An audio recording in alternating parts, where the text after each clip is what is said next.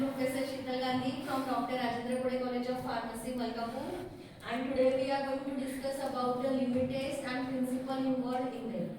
Okay, so first of all, we are going to discuss about the limit test of chloride and principle involved in that. Now, why there is necessity to perform the limit test? Because if we are going to manufacture the sample and that product contains some impurities, so that is going to create the harmful effect for our body. And to avoid that and to detect that impurity, we are going to perform the limit test. Now in this limit test, we are going to perform the limit test of chloride first of all. What is the principle behind this limit test of chloride?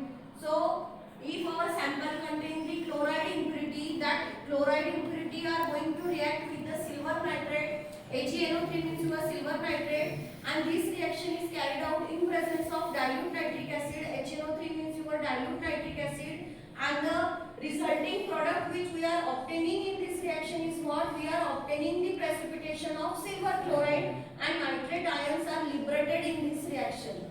This is the principle involved in your limit test of chloride. Now this limit test of chloride, as you know, you are going to obtain here precipitation of silver nitrate, and this precipitation we can determine, this opalescence we can determine by the comparison of standard solution precipitation and the comparison of test solution precipitation, or you can call it as the opalescence.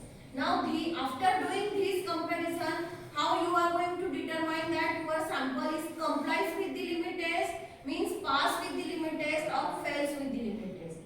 Okay, so according to IP, we are going to perform all the procedure, and after performing the procedure, if the opalescence from standard solution is more and the opalescence from test solution is less, then we will see that the sample is complies with the limit test, and vice versa. Vice versa means what?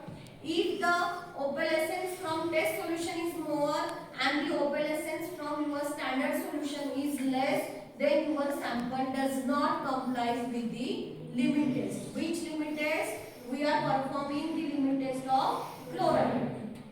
Now, for performing this limit test, particularly we have using here the nitric acid only. Now, for which reason we are going to use this nitric acid? What is the role, or you can say what is the importance of that nitric acid?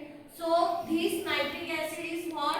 It is going to dissolve the precipitate of phosphate and carbonate impurities which can be present in our sample.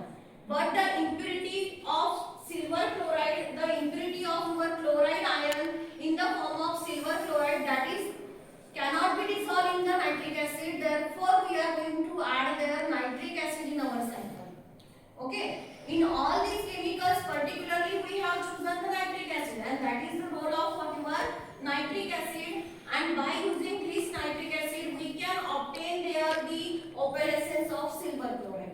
And by obtaining this opalescence of silver chloride, you can find out that your sample complies with the limit test or does not comply with the limit test. So this is the principle involved in your limit test of chloride.